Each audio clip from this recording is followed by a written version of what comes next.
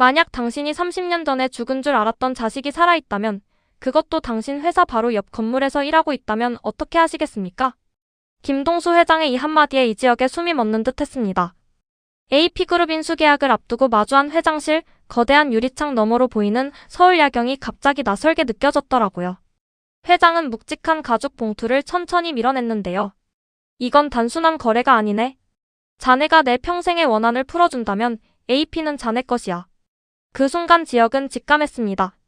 이건 단순한 사업 제안이 아니라 누군가의 인생을 완전히 뒤바꿀 폭풍의 서막이라는 걸요. 봉투 안에는 낡은 사진 한 장과 병원 기록들이 들어있었습니다. 갓난아기 둘이 나란히 누워있는 사진, 그리고 30년 전 교통사고 기록. 지혁이 서류를 넘기는 손끝이 미세하게 떨렸더라고요. 이 아이들이. 회장이 천천히 고개를 끄덕였습니다. 내 손자들이야. 하나는 죽은 줄 알았는데 최근에야 살아있다는 걸 알게 됐지. 놀랍게도 그 시각 지은호는 인생 최대의 충격을 받고 있었습니다. DNA 검사 결과지를 손에 든 채 카페에 앉아있던 은호 앞에 자신의 오랜 고객이었던 고성희 이사장이 눈물을 흘리며 앉아있었거든요. 은호야, 내가 내 엄마야. 30년 만에 드디어 찾았어. 은호는 믿을 수 없었습니다. 평소 까다로운 VIP 고객으로만 알았던 성희가 자신의 생모라니요. 게다가 쌍둥이 오빠가 있다는 말에 은호의 머릿속은 하얘졌더라고요. 오빠가 있다고요? 그 성희는 급하게 은호의 손을 붙잡았습니다. 그런데 내 오빠가 지금 위독해. 간이식이 시급한데 내가 유일한 희망이야.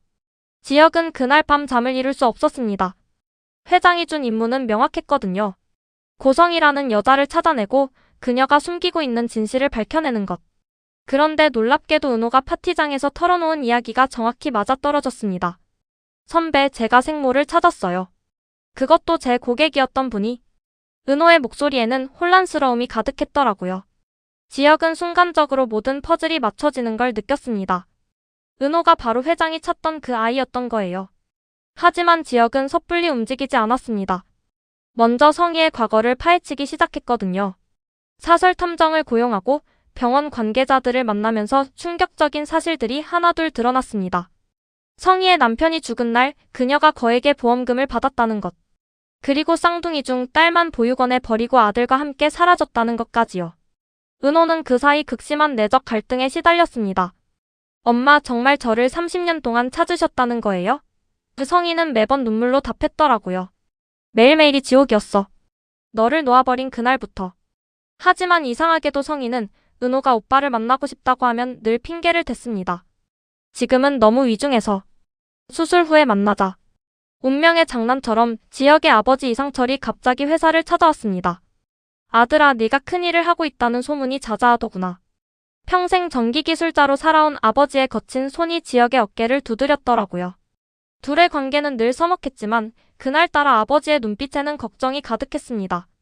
김동수 회장은 치밀했습니다. 성희를 압박하기 위해 병원 관계자들을 하나씩 포섭했고 우진이라는 아들의 실제 상태도 파악했더라고요. 정말로 간이식이 필요한 건 사실이었지만 이미 다른 공여자를 극비리에 섞여 해둔 상태였습니다. 이제 그녀가 움직일 때를 기다리기만 하면 돼. 은호가 수술 동의서에 서명하기로 결심한 날, 지혁은 복잡한 심경이었습니다. 은호야, 정말 신중하게 생각했어? 은호는 담담하게 답했더라고요. 혈육인데 어떻게 모른 척하겠어요. 게다가 생사가 달린 문제잖아요. 하지만 지혁은 은호에게 미묘한 힌트를 주기 시작했습니다. 가족이라는 게 꼭 피로만 연결되는 건 아니야. 때론 진실이 더 중요할 때도 있지. 은호는 그 말의 의미를 곰곰이 생각했더라고요. 수술 전날 밤 성희는 초조함을 감추지 못했습니다. 병원 복도를 서성이며 누군가와 통화를 했는데요. 내일이면 모든 게 끝나. 30년의 기다림이. 그녀의 목소리에는 안도감과 동시에 묘한 긴장감이 섞여 있었습니다. 지혁은 그 시각 회장과 마지막 점검을 하고 있었습니다. 경찰은 준비됐고 모든 증거도 확보했습니다. 회장의 눈빛이 차갑게 빛났더라고요. 30년 전 내 아들을 죽인 대가를 치르게 해야지. 수술 당일 새벽 은호는 이상한 꿈을 꾸었습니다. 어린 시절 희미한 기억 속에서 누군가가 자신을 부르는 목소리가 들렸거든요. 은호야, 미안해. 엄마가 미안해. 눈을 뜨니 베개가 눈물로 젖어 있었습니다. 병원 준비실에서 환자복으로 갈아입은 은호 앞에 성희가 나타났습니다. 우리 딸 정말 고마워. 오빠가 살 수 있게 됐어. 그런데 그때 은호가 조용히 물었더라고요. 그런데 엄마 왜 저를 버리셨어요? 성희의 얼굴이 굳어졌습니다. 그건 바로 그 순간 준비실 문이 벌컥 열렸습니다. 경찰들이 들이닥쳤고 그 뒤로 지역과 김동수 회장 그리고 낯선 청년 하나가 들어왔더라고요. 고성이 당신을 살인 및 장기매매 알선 혐의로 체포합니다. 경찰의 선언에 성희는 무너져 내렸습니다. 그런데 더 충격적인 건 그 낯선 청년의 정체였습니다. 회장이 조용히 소개했더라고요. 은호 씨, 이 사람이 진짜 한우진입니다.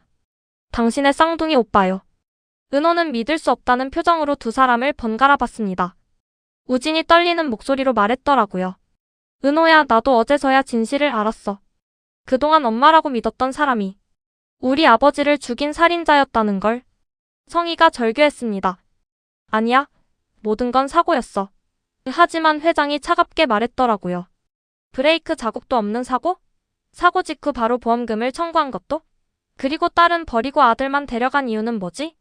은호는 그제야 모든 걸 이해했습니다. 자신이 버려진 게 아니라 성희의 계획된 선택이었다는 걸요. 아들은 재벌가의 후계자가 될 수 있지만 딸은 그럴 수 없으니까요.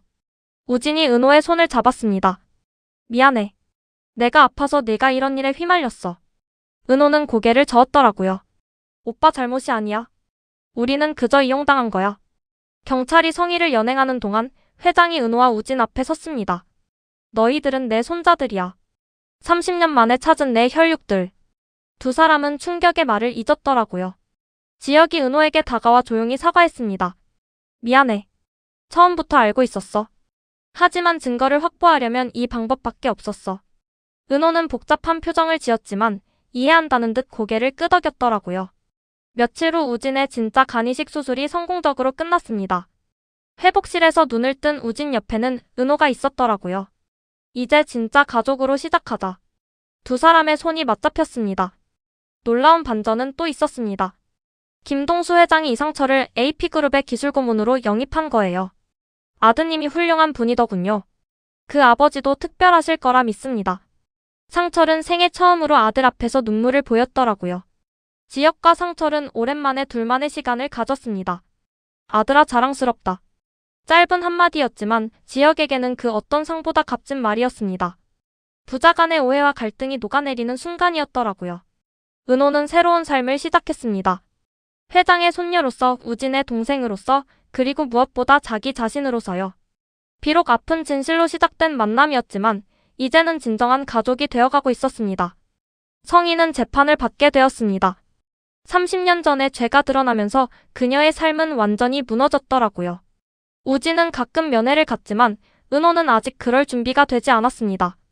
AP그룹 인수를 성공적으로 마친 지혁은 새로운 도약을 준비했습니다. 회장의 신뢰를 얻었고 아버지와의 관계도 회복했으며 무엇보다 은호라는 소중한 사람을 지켜냈으니까요. 우진과 은호는 자주 만나며 30년의 공백을 메워갔습니다. 서로 다른 환경에서 자랐지만 쌍둥이 특유의 교감은 여전했더라고요. 우리가 만난 건 기적이야. 우진의 말에 은호도 동감했습니다. 김동수 회장은 두 손주를 보며 흐뭇해했습니다. 복수를 넘어선 용서, 상처를 넘어선 치유. 그것이 진정한 승리라는 걸 깨달았거든요. 이제 남은 인생을 손주들과 함께하며 새로운 추억을 만들어갈 계획이었습니다.